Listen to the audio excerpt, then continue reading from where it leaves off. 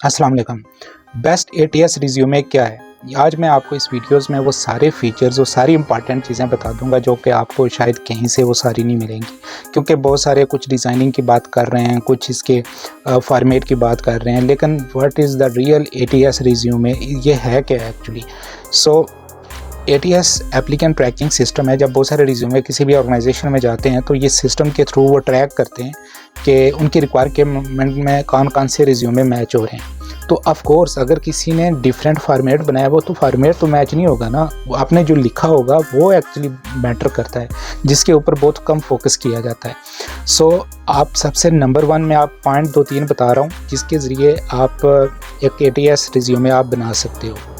Number 1, आपने ATS resume में सबसे इम्पॉर्टेंट पहला आपका स्ट्रक्चर है। एमएस वर्ड के ऊपर बनाना है, आपने कोई दूसरा टूल यूज़ नहीं करना। जैसे आप बहुत सारे फ़ोटोशॉप पे बनाते हैं, कोई कैनवा पे बनाते हैं, आप एमएस वर्ड पे बनाओ और स्ट्रक्चर रिज्यूमे बनाओ। सबसे पहले आप अपना नाम मेंशन करें, ईमेल और फ़ोन नंबर, देन आप उसके बाद अपनी कैरियर समरी 3-4 लाइन में आपने पूरी कैरियर समरी मेंशन कर दें। किसी के पास इतना टाइम नहीं कि आपका वो पूरा रिज्यूमे रीड करे। सो कैरियर समरी ज़्यादा उसमें मेंशन करें ताकि किसी को ढूंढना ना पड़े कि आपका क्या स्किल्स हैं, क्या एक्सपीरियंस हैं, क्या एजुकेशन है। तो इसको आपने समराइज़ करना है ओनली 3 to 4 लाइन मैक्सिमम, इससे ज़्यादा नहीं जाना आपने।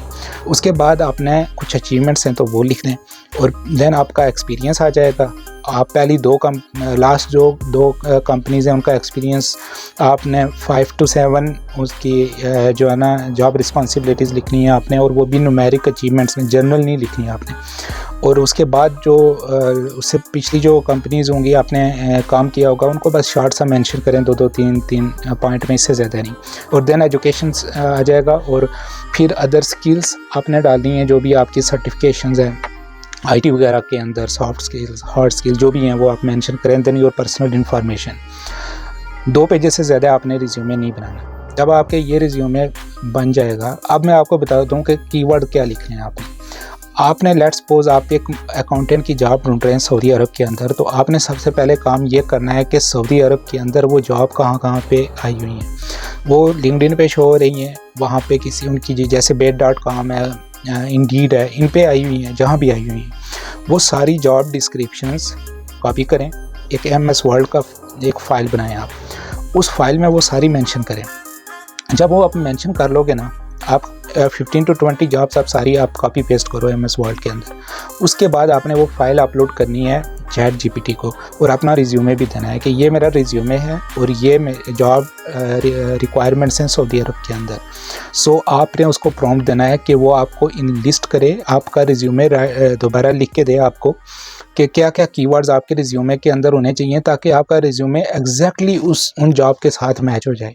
तो चैट जीपीटी क्या करेगा, या चैट जीपीटी यूज़ कर लो, आप कोपायलट यूज़ कर सकते हो, जेमिनाई या क्लाउड कुछ भी। तो वो आपको एक रिज्यूमे बना के देगा। वो रिज्यूमे आपका उन 20 जॉब के साथ मैच होता होगा। इसको बोलते हैं एप्लीकेंट ट्रैकिंग सिस्टम के साथ कंपैटिबल। ठीक है, उसके बाद आपने फिर उसको यूज़ करना है किसी भी प्लेटफॉर्म, फॉर एग्जांपल फेसबुक के लिए यूज़ करना है, लिंक्डइन पे यूज़ करना है, कहीं भी आप उसको यूज़ कर सकते हो। So that is the best strategy कि आपने अपना रिज्यूमे या को एटीएस कंपैटिबल कैसे बनाना है। और इसका सैम्पल अगर चाहिए तो मैंने एक अपने यूट्यूब चैनल की डिस्क्रिप्शन के अंदर मैंने अटैच किया हुआ है, इस वीडियो की डिस्क्रिप्शन में यूट्यूब के वहाँ से आप डाउनलोड कर सकते हैं। Thank you.